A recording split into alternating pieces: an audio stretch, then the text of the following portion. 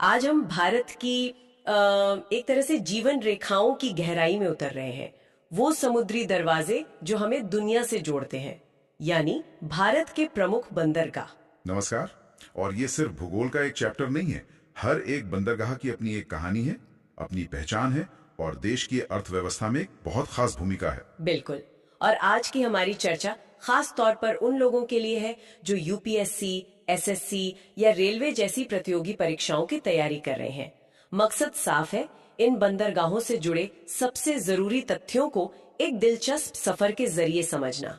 हाँ, तो हम भारत के पश्चिमी तट से शुरुआत करेंगे, गुजरात से लेकर केरल तक, और फिर पूर्वी तट पर जाएंगे, तमिलनाडु से होते हुए पश्चिम बंगाल तक। और इस सफर में हम सिर्फ ये नहीं देखेंगे कि कौन सा बंदरगाह कहाँ है, बल्कि ये भी समझेंगे कि वो इतना महत्वपूर्ण क्यों है। मतलब किसी बंदरगाह की अहमियत उसकी लोकेशन, उसके आसपास के संसाधन और उसके इतिहास से तय होती है ना? सही कहा। तो चलिए इस कहानी को परत दर परत खोलते हैं। तो ठीक है, हमारा जहाज गुजरात के तट पर लंगर डालता है। यहाँ सबसे पहला बड़ा नाम आता है दीनदयाल बंदरगाह। इसे हम सब पहले कांडला के नाम से जानते थे। इसके बनने के पीछे तो एक बहुत बड़ी ऐतिहासिक वजह है। हाँ बिल्कुल, इसकी नींव भारत के विभाजन के दर्द से जुड़ी है। देखिए 1947 में जब कराची बंदरगाह पाकिस्तान में चला गया तो पूरे पश्चिमी और उत्तर पश्चिमी भारत के लिए व्यापार का एक बहुत बड़ा रास्ता बंद हो गया। अच्छा। उस कमी को भरने के लिए कांडला को तेजी से विकसित किया गया। ये एक रणनीतिक जरूरत थी। और आज ये भारत का पहला विशेष आर्थिक क्षेत्र यानी SEZ भी है, और खास तौर पर शुष्क माल, ड्राई कार्गो के लिए जाना जाता है। हाँ, जैसे अनाज, नमक वगैरह। लेकिन गुजरात में एक और नाम है जो आजकल बहुत सुनाई देता है, मुंद्रा बंदरगाह। ये 12 प्रमुख बंदरगाहों की लिस्ट में तो नहीं है, पर इसे नजरअंदाज करना भी नामुमकिन है। ये इतना अहम क्यों है? मुंद्रा एक मिसाल है कि कैसे निजी क्षेत्र बंदरगाहों के विकास में क्रांति ला सकता है।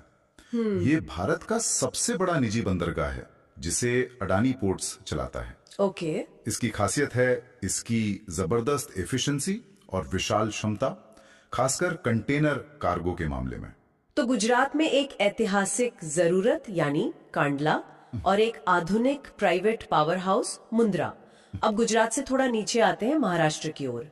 यहाँ है मुंबई बंदरगाह, एक ऐसा नाम जो सदियों से भारत के व्यापार का सिनोनिम रहा है। बिल्कुल, मुंबई भारत का सबसे पुराना और सबसे बेहतरीन प्राकृतिक बंदरगाहों में से एक है।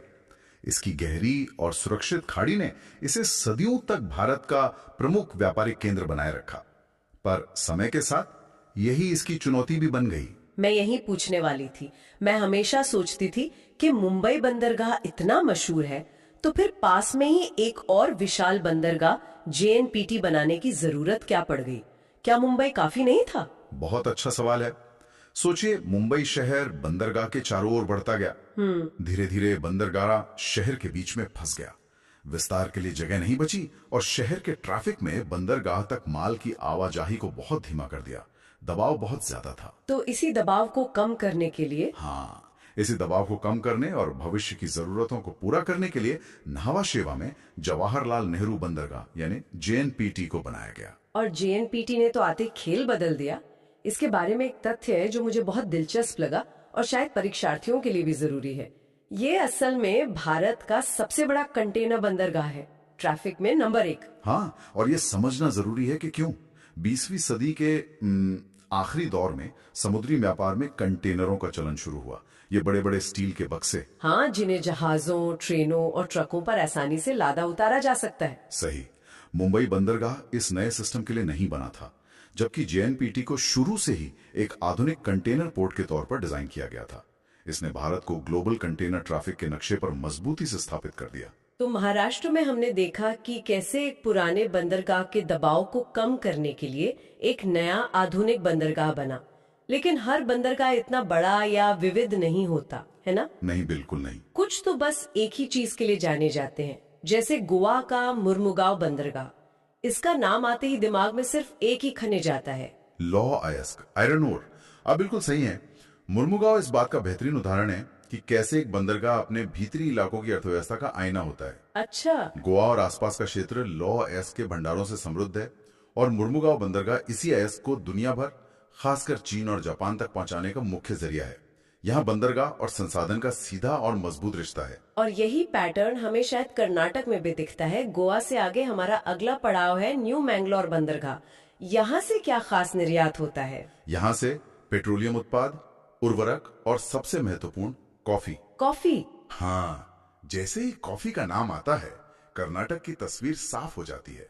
कर्नाटक की कॉफी दुनिया भर में मशहूर है और न्यू मैंगलोर उसे दुनिया के कैफे तक पहुंचाने का रास्ता है। और अब हम पश्चिमी तट के अपने आखिरी प्रमुख पड़ाव पर पहुंचते हैं, केरल का कोच्चि बंदरगाह। इसका इतिहास तो बहुत पुराना और सुगंधित है। सुगंधित? आपने सही शब्द इस्तेमाल किया। कोच्चि बंदरगाह मसालों के व्यापार का ऐतिहासिक केंद्र रहा है। काली मिर्च, इलायची, लौंग। सदियों तक यूरोप के व्यापारी इसी बंदरगाह के रास्ते इन कीमती मसालों तक पहुंचे। इसकी प्राकृतिक बनावट जो जहाजों को तूफानों से बचाती है, इसे एक आदर्श बंदरगाह बनाती है। तो पश्चिमी तट की हमारी यात्रा पूरी हुई, कांडला की रणनीतिक जरूरत से लेकर कोच्चि की मसाला विरासत तक। अब जहाज का रुख करते हैं पूर्वी तट की ओर और शुरुआत होती है तमिलनाडु से, जो इस मामले में अनोखा है। यहाँ एक या दो नहीं बल्कि 3-3 प्रमुख बंदरगाह हैं। ऐसा क्यों? इसकी वजह है तमिलनाडु की लंबी तटरेखा और उसकी विविध औद्योगिक अर्थव्यवस्था। ऑटोमोबाइल से लेकर टेक्सटाइल और पेट्रोकेमिकल्स तक यहाँ हर तरह के उद्योग हैं और उन्हें सेवा देने के लिए अलग अलग तरह के बंदरगाहों की जरूरत पड़ती है। तो चलिए पहले से शुरू करते हैं। वो चिदम्बरनार बंदरगाह, जिसका पुराना नाम टूथुकोडी या टूटिकोरिन था।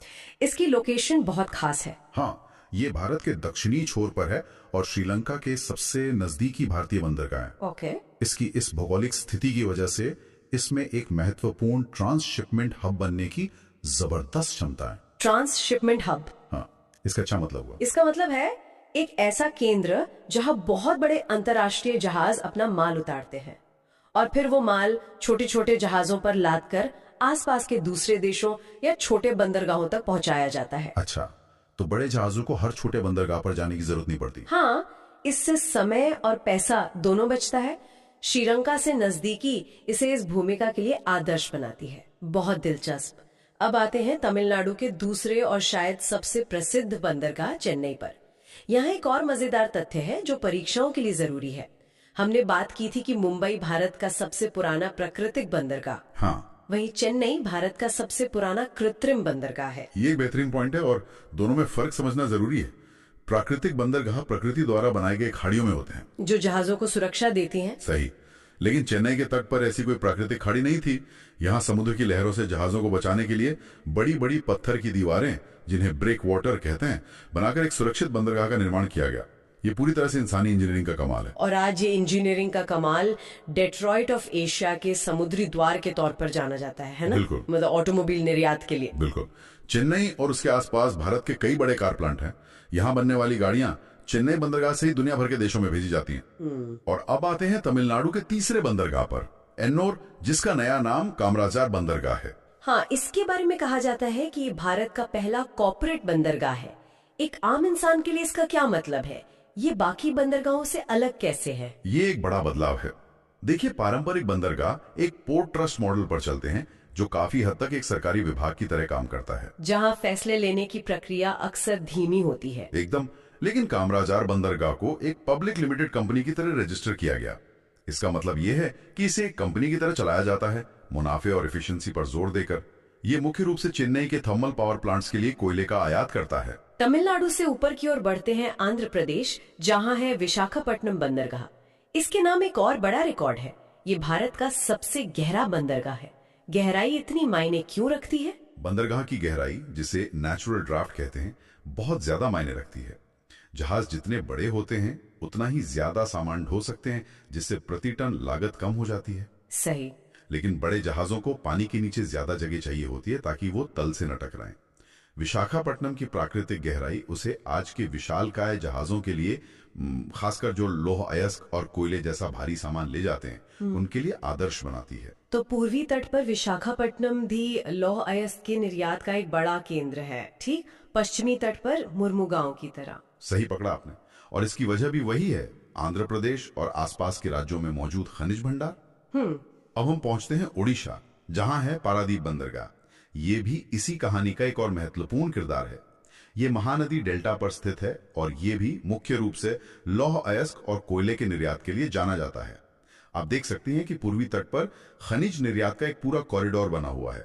और अब हम अपने सफर के अंत में पहुंचते हैं पश्चिम बंगाल। यहाँ है कोलकाता हल्दिया बंदरगाह। यहाँ पर आकर तो कहानी में एक बिल्कुल नया मोड़ आ जाता है। ये एक ऐसा बंदरगाह है जो समुद्र के किनारे है ही नहीं। यह इसकी सबसे अनूठी और दिलचस्प विशेषता है। कोलकाता बंदरगाह भारत का एकमात्र प्रमुख नदी बंदरगाह है, एक रिवराइन पोर्ट। अच्छा। हाँ, यह बंगाल की खाड़ी से लगभग 200 किलोमीटर अंदर हुगली नदी पर स्थित है। तो इसके फायदे और नुकसान क्या है? समुद्र से इतनी दूर बंदरगाह बनाना अजीब नहीं लगता? सोचिए, यह एक हाईवे की तरह है जो सीधे शहर के बीच तक पहुंचता है, जबकि बाकी सब बंदरगाह शहर के बाहरी रिंग रोड पर है। ये तो है। इसका सबसे बड़ा फायदा है देश के भीतरी इलाकों तक सीधी पहुंच। यह सिर्फ पश्चिम बंगाल ही नहीं बल्कि पूरे उत्तर पूर्व भारत और यहां तक कि हमारे पड़ोसी देशों नेपाल और भूटान के लिए भी समुद्री व्यापार का मुख्य द्वार है। लेकिन इसकी चुनौती भी इसी नदी में छिपी होगी। बिल्कुल, गाद जमना। एकदम सही। नदी अपने साथ बहुत सारी मिट्टी और गाद बहा कर लाती है जो तल में जम जाती है। इससे नदी की गहराई कम हो जाती है। इसलिए जहाजों के आने जाने का रास्ता साफ रखने के लिए यहाँ साल भर नियमित रूप से ड्रेजिंग यानी गाद निकालने का काम करना पड़ता है, जो बहुत खर्चीला होगा। हाँ, बहुत खर्चीला। वाह, तो हमने सभी 12 प्रमुख बंदरगाहों का दौरा कर लिया। ये एक शानदार यात्रा थी। अब मान लीजिए कि कल किसी की परीक्षा है, तो इस पूरी यात्रा के वो कौन से सबसे जरूरी तथ्य हैं जो उन्हें हर हाल में याद रखने चाहिए? चलिए उन पर एक नजर डालते हैं। ये वो सवाल हैं जो बार बार पूछे जाते हैं। पहला और सबसे बुनियादी सवाल, भारत में कुल प्रमुख बंदरगाह कितने हैं? उत्तर है 12। दूसरा, भारत का सबसे बड़ा कंटेनर बंदरगाह मतलब ट्रैफिक में बादशाह, वो है JNPT, महाराष्ट्र। भारत का सबसे गहरा बंदरगाह जहां सबसे बड़े जहाज आ सकते हैं, विशाखापट्टनम, आंध्र प्रदेश। और भारत का एकमात्र प्रमुख नदी बंदरगाह कोलकाता हल्दिया, पश्चिम बंगाल, हुगली नदी पर। अब दो मिलते जुलते सवाल जिनमें अक्सर कंफ्यूजन होता है। भारत का सबसे पुराना प्राकृतिक बंदरगाह वो है मुंबई, और भारत का सबसे पुराना कृत्रिम बंदरगाह वो है चेन्नई।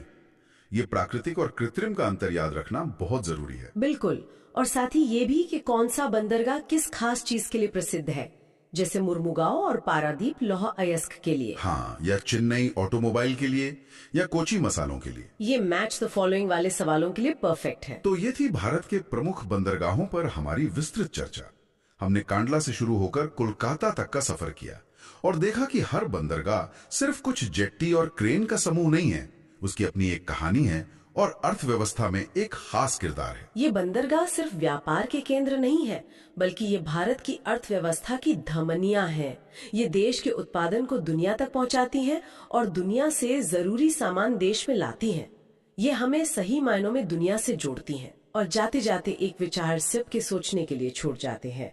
हमने देखा कि आज ये बंदरगाह लौह अयस्क, कोयला, ऑटोमोबाइल जैसी चीजों का व्यापार करते हैं।